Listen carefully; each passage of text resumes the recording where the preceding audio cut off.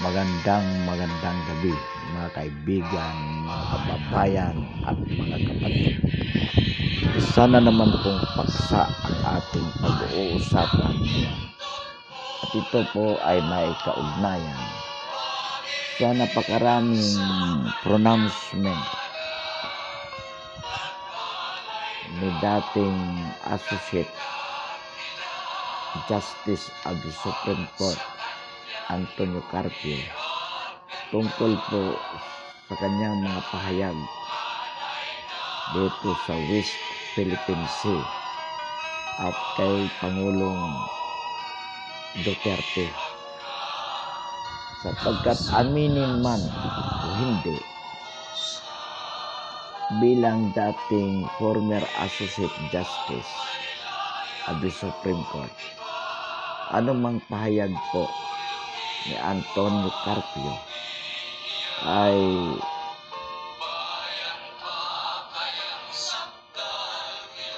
makakapagbigay ng influensya sa mga pangkaraniwang mamamayan. Kaya kinakailangan po natin bigyan ng paglilinaw. Una po, kung atin pong matatandaan, pagkatapos po niyang mag-retire o just after he retired as an Associate Justice, Antonio Carpio, together with former Associate Justice of the Supreme Court and Ombudsman Conchita Carpio Morales, na ito po yata ay kapatid ni Antonio Carpio, bumuo po sila ng isang bayan coalition na kung saan ang layunin di umano ng nabanggit na coalition is to unite the opposition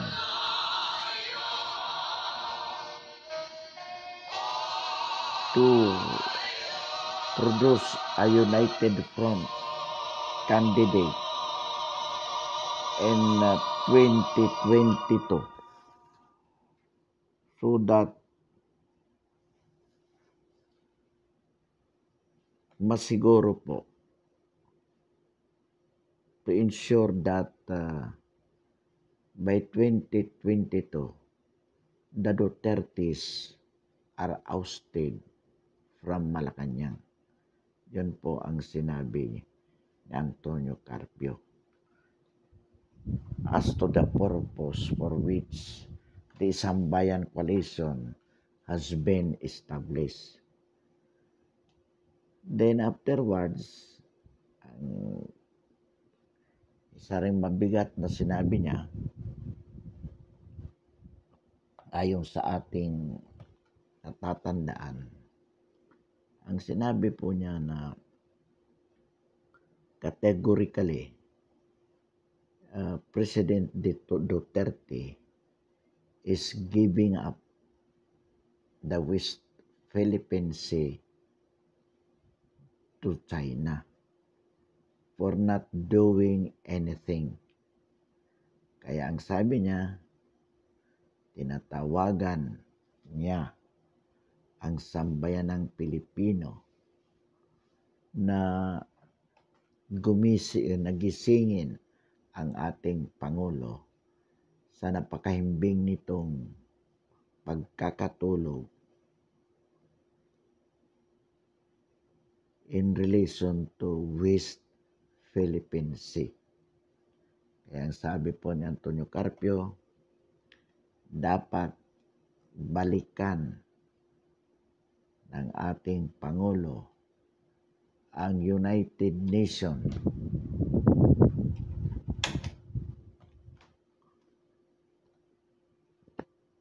upang hilingin dito na ipatupad ang arbitral decision kung saan binanggit ng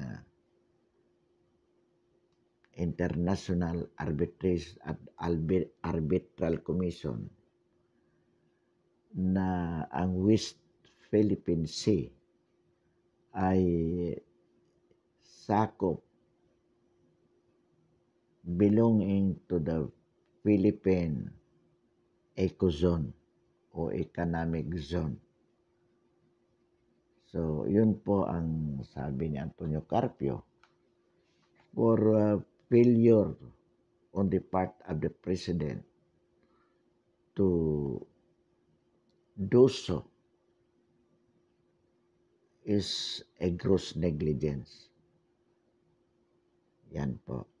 And lately, binanggit din po ni former Associate of the Justice of the Supreme Court, Antonio Carpio, na maari daw pong idemanda ng estafa ang ating Pangulo for not complying with his campaign promises to go personally to Scarborough Shoal and plant a Filipino flag there. So sabi ni Antonio Carpio, pwede pong idemanda ng estafa. And the very late pronouncement to this effect, ang sabi niya, dapat po mag-resign ang ating Pangulo sapagkat he is no good president. The Filipino people, sabi niya, is who deserve to have a better government, to have a better president. Yan po ang mga pronouncement ni Antonio Carpio. Isa-isahin po natin yan. Una, yung sinasabi niyang we need to go back to the international community upang hilingin sa United Nations na ito ipatupad nito ang kanyang desisyon na ang West Philippine Sea is belonging to the Philippines. Therefore, the UN, by enforcing that decision, must by all means itaboy yung mga Chinese vessels na marami from West Philippine Sea. Ang question po dito, kung i-request ba natin ay gagawin ba yan ng UN? To our minds, hindi po. Bakit? Sapagkat alam po ng UN, hindi naman magbubuluntaryong aalis ang China. So, for China to vacate the West Philippine Sea, they have to be compelled by force. And definitely China would fight back, and therefore that would be the start of World War III, which of course the United Nations is not willing to start World War III at the moment. Yan po ang ating paniniwala. Therefore, it is but waste of time, effort to go back there. Para ka lang pulubi na nagmamakaawa dahil hindi mo kayang labanan yung kaaway mo, sinasabihan mo ang kuya mo na siya ang lumaban para sa'yo. That would definitely be very much degrading na hindi dapat gawin ng Pilipinas. Kaya nga ang ating Pangulo, instead of making enemy with China over that West Philippine Sea issue, is trying to make friends with China without, of course, a categorical pronouncement na gini-give up na niya in favor of China yung nabanggit na teritoryo. As a matter of fact, marami po tayong Coast Guard, Naval Forces, and even Air Force na nariyan sa area din para ipakita pa rin sa China that we are ready to protect our sovereignty within our Philippine ecozone. Yan po yung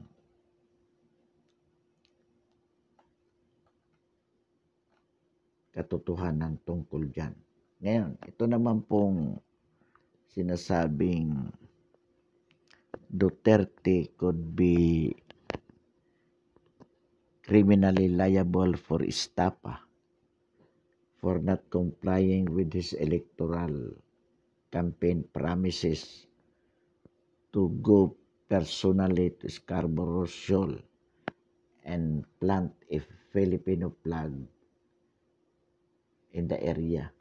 Well, of course, this is a legal matter. And Antonio Carpio, being an Associate Justice of the Supreme Court, a former Associate Justice of the Supreme Court, is most expectedly to say it correctly. So much so that an ordinary person, or even a lawyer for that matter, could hardly dispute with him relative to his legal opinion on the issue. But for the student of law, medyo mahirap din paniwalaan yung sinasabi niya. Sapagkat mayroon pong elements ang estafa under the revised penal code or under BP 22. Pero siguro most likely Carpio is referring to the revised penal code definition of estafa. Ano po sinasabi yan? Yung elemento ng estafa. There is fraud involved, loko mo, property, in this case yung West Philippine Sea, at saka yung damage sustained by the parties, perhaps referring to the Filipino people. So, sabi niya liable for estafa. Dahil sinasabi niya siguro, binigay mo yung hindi mo naman property yan. And along the way, the Filipino people has been deprived of monetary benefit or material benefit in terms of deprivation of fishing catches on the part of the fisher folks. So most probably, yun ang gusto niyang palitawin to make it appears that the elements of estafa as to fraud, as to damage sustained ay present. But under the circumstances, that can hardly be proven. Una, hindi naman ibinigay ni Pangulo ang West Philippines eh. Ayun namang electoral campaign promises, nanliligaw ka. Natural lamang na nangangako ka lalo na yung food, napakahirap i-establish yan. So in other words, somewhat irrational on the part of Carpio to categorically say that, sapagkat sa criminal law mayroon po tayong principle na when there is doubt, it has to be resolved in favor of the accused. So without being very, very sure that the president is guilty of estafa related to the West Philippine issue, that doubt should be resolved in the favor of the president. So no estafa case. Now, itong sinasabi ni Antonio Carpio na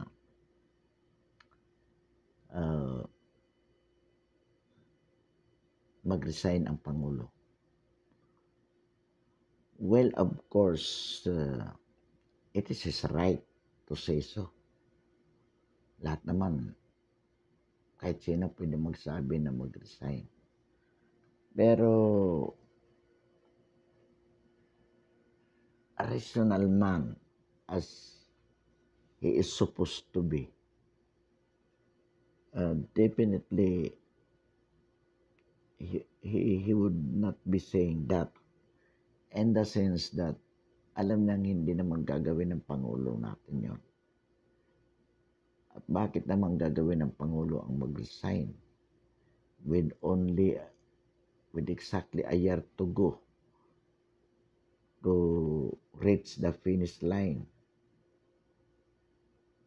wherein at the moment the president earned the majority support or the support of the majority Filipino people. Kumbaga, well manifested yan. And also well supported by the military and the police.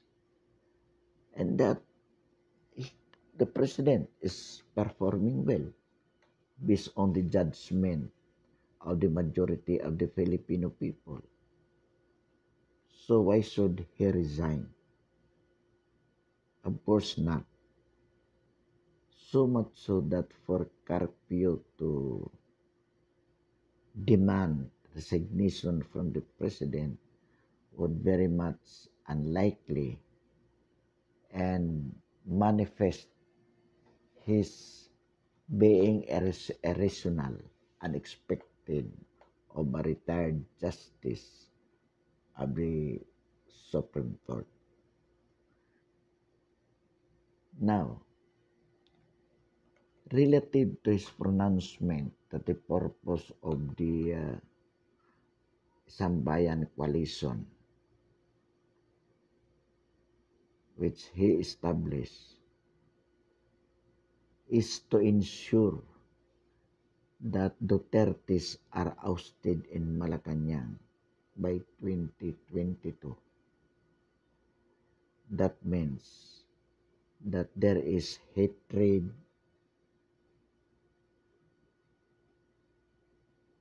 on the part of Carpio against Duterte. What could be the reason of it? Inggit, matinding galit sa Pangulong Duterte dahil hindi po siya na-appoint na Chief Justice of the Supreme Court bago siya mag-retire.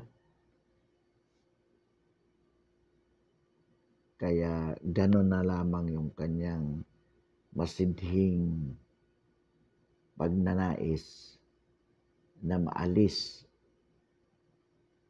o walang manalong Duterte sa Malacanang.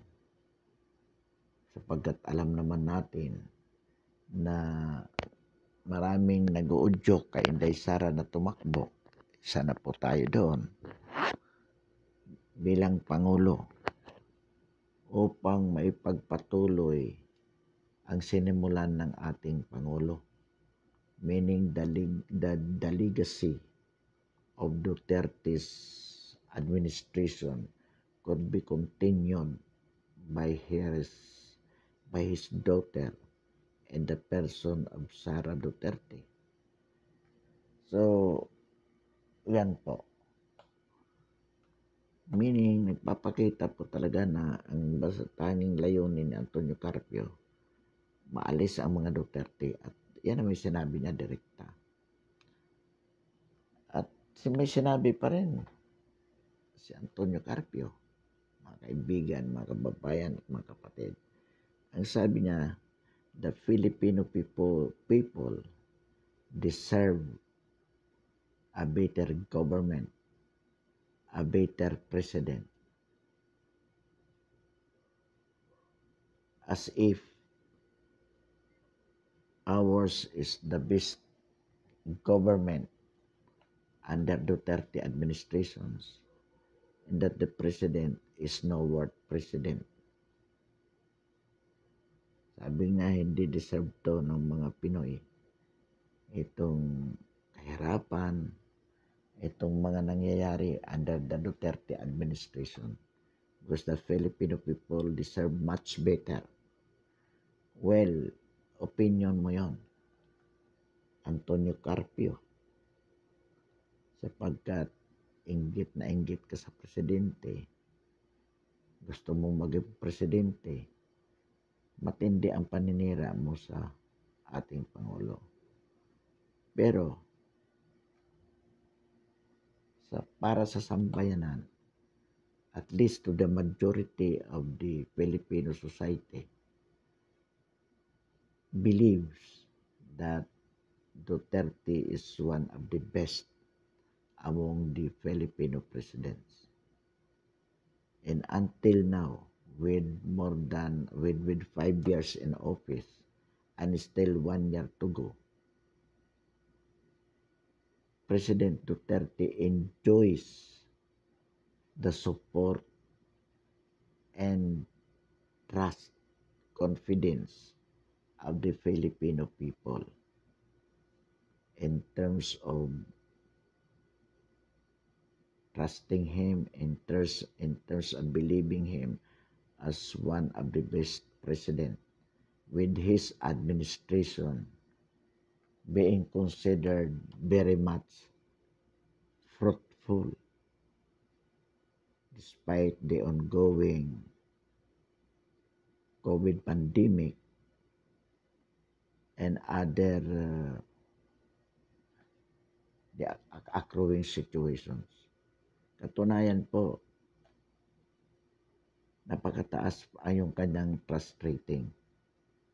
At even si Inday Sara ay palaging nangunguna sa presidential in 1922, which means approval of the Filipino people or approval by the Filipino people of Duterte's administration. The reason why they wanted Sara Duterte to continue as president in 2022, the legacy of the President Rodrigo Roa Duterte. So,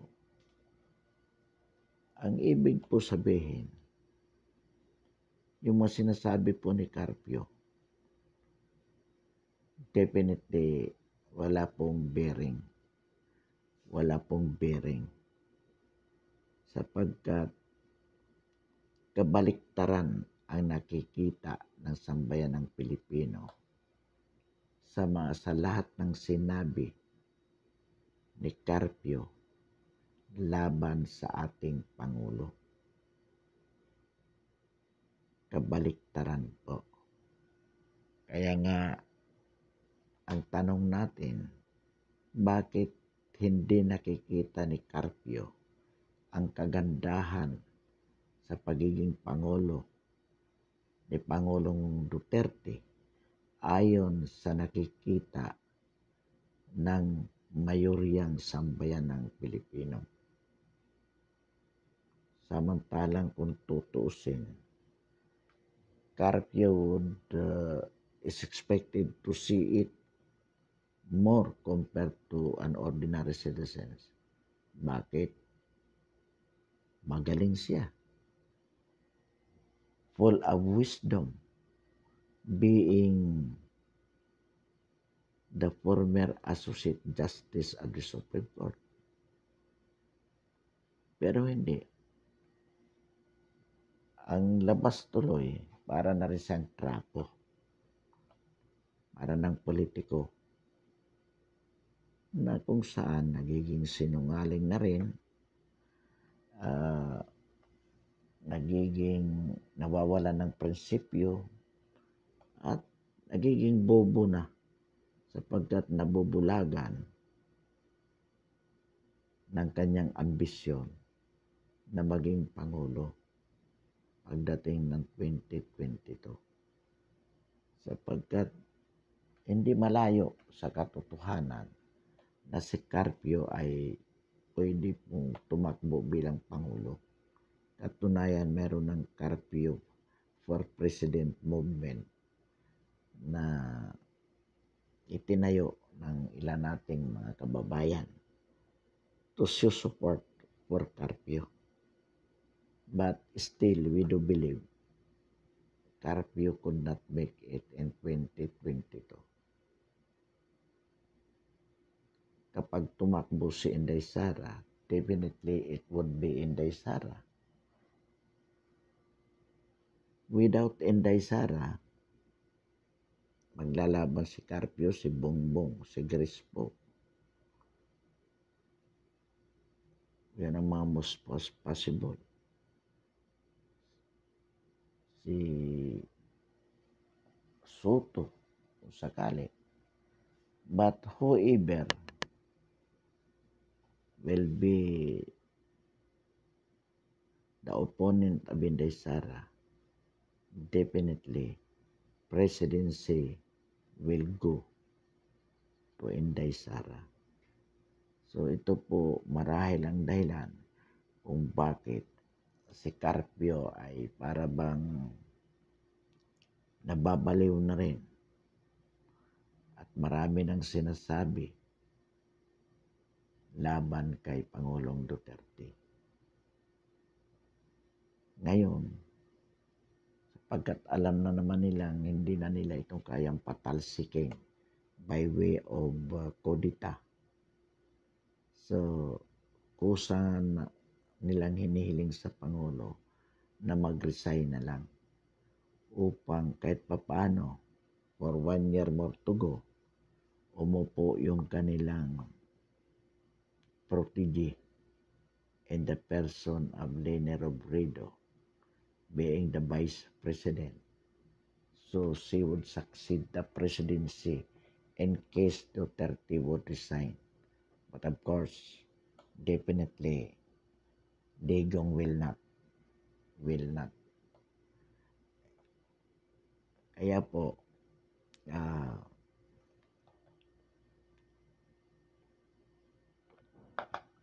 sana tigilan na ni Carpio itong pamumulitika sapagkat he does not help. On the contrary, he becomes a factor of misunderstanding among the Filipino people.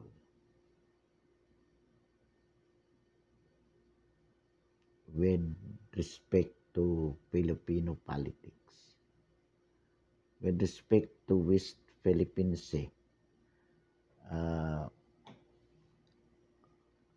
nakikita ni kumbaga si Carpio ay nagiging provocative factor for a possible war with China. That is the danger of Carpio's pronouncement. Sapagkat habang sinasabi ng ating Pangulo that he's doing his best to resolve it by diplomacy with China, ito namang mga kritiko ng Pangulo katulad ni Carpio is trying to apply pressure upon the President for the latter to use force, ejecting Chinese forces in the West Philippine Sea. So, and that's something that the President at present is avoiding, is trying to avoid the possible outbreak of World War III. Kaya po, naghihinay-hinay ang ating Pangulo sa isyu na yan. For the moment, good night and thank you. As a token of support to our channel, we invite everyone to subscribe ang ating paninindigan sa napapanahong isyu ng lipunan. Muli, maraming salamat at magandang gabi.